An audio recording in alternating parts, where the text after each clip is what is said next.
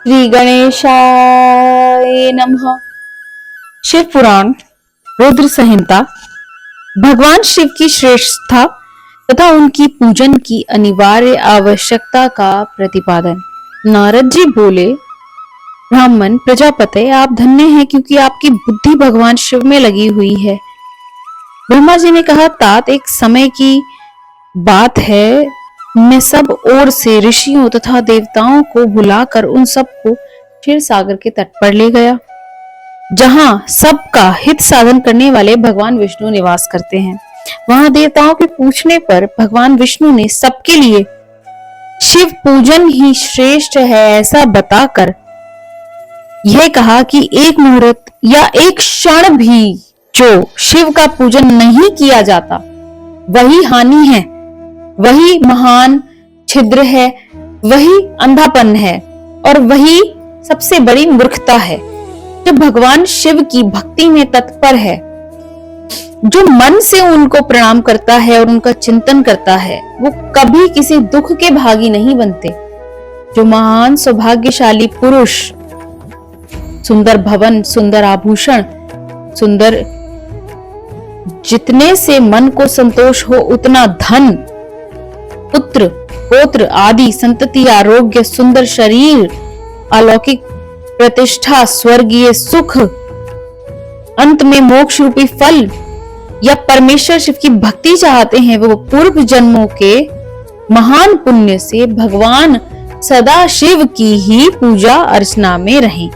जो पुरुष नित्य भक्ति परायण हो, शिवलिंग की पूजा करता है, तब उसको सफल सिद्धि प्राप्त होती है और वह पापों के चक्कर में नहीं पड़ता।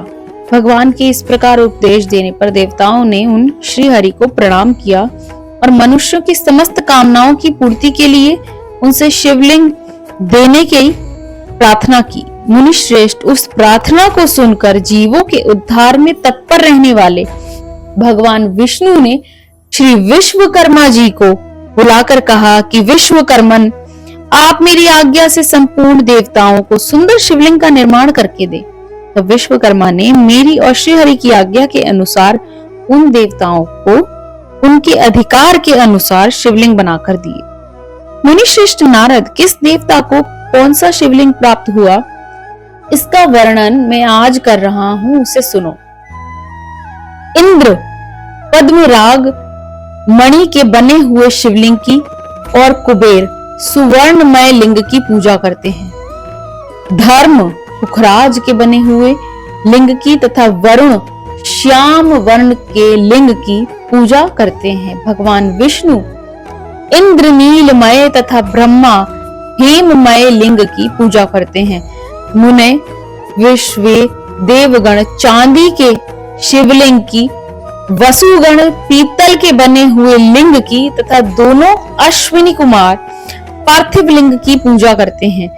लक्ष्मी देवी स्फटिकमय लिंग की, आदित्य गण ताम्रमय लिंग की, राजा सोम मोती के बने हुए लिंग की तथा अग्निदेव हीरे के लिंग की उपासना करते हैं। श्रेष्ठ ब्राह्मण और उनकी पत्नियां मिट्टी के बने हुए शिवलिंग का, मयासुर चंद्र निर्मित लिंग का और नागगण मूंगे के बने हुए शिवलिंग का, देवी मक्खन के बने हुए लिंग की, योगी जन भस्ममय लिंग की, यक्षगण दधी निर्मित लिंग की, छाया देवी आटे के बने हुए लिंग की और ब्रह्म पत्नी रत्नमय शिवलिंग की निश्चित रूप से पूजा करती हैं। बाणासुर पारद या पार्थिव लिंग की और दूसरे लोग भी ऐसा ही करते हैं। ऐसे ऐसे शिवलिंग बनाकर विश्वकर्मा ने विभिन्न लोगों को दिए तथा वह सब देवता और ऋषि उन लिंगों की ही पूजा करते हैं। भगवान विष्णु ने इस तरह देवताओं का उनके हित की कामना के अनुसार शिवलिंग देकर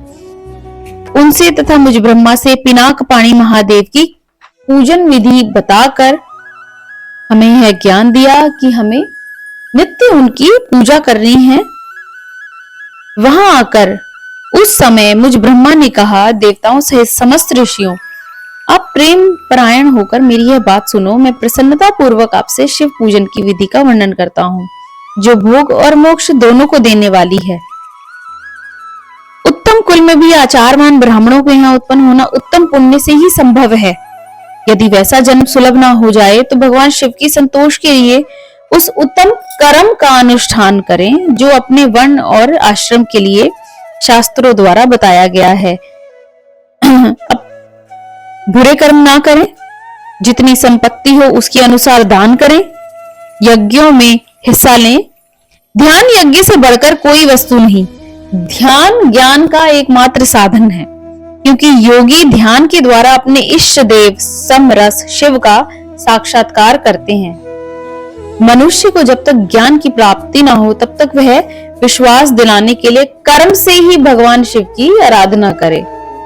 एकमात्र भगवान सूर्य एक स्थान में रहकर भी जलाशय आदि विभिन्न वस्तुओं में अनेक दिखते हैं। देवताओं संसार में जो जो अच्छी या बुरी वस्तु देखी या सुनी जाती है वह सब परब्रह्म स्वरूप ही है, ऐसा समझो। जब तक तत्व ज्ञान ना हो जाए तब तक प्रतिमा की पूजा आवश्यक है। ज्ञान के अभाव में भी जो प्रतिमा पूजा की अवहेलना करता है उसका पतन निश्चित है। इसलिए ब्राह्मणों, यह यथार्थ बात सुनो। अपनी जाति के लिए जो कर्म बताया गया है उसका प्रयत्न पूर्वक पालन करो, दान करो, पूजन करो। जैसे मैले कपड़े में रंग बहुत अच्छा नहीं चढ़ता है, पर जब उस कपड़े को धोकर साफ कर लिया जाता है तो उस पर रंग अच्छे से चढ़ता है। इसी प्रकार देवताओं की भली भांति पूजा से जब सारा शरीर मन निर्मल हो जाए तभी उस पर ज्ञान का रंग चढ़ता है और तभी विज्ञान का भी प्राकट्य होता है। जब विज्ञान हो जाता है, जब भेदभाव की निवृत्ति हो जाती है, भेद की संपूर्णतया निवृत्ति हो जाने पर द्वंद्व दुख से रहित पुरुष स्वयं शिव बन जाता है। मनुष्य जब तक गृहस्थ आश्रम में रहे तब तक पांचों देवताओं की तथा उनमें सबसे श्रेष्ठ भगवान शिव की निरंतर पूजा उपासना करे, अथवा जो सबके एकमात्र मूल हैं उन भगवान शिव की पूजा करे, क्योंकि मूल के सींचे जाने पर शाखा संपूर्ण देवता स्वतः तृप्त हो जाते हैं। अतः जो संपूर्ण फलों को पाना चाहता है वह अपने अभीष्ट की सिद्धि के लिए समस्त प्राणियों के हित में तत्पर रहकर लोक कल्याणकारी भगवान शंकर का नित्य पूजन करें और ध्यान करें। शिवाय नमः।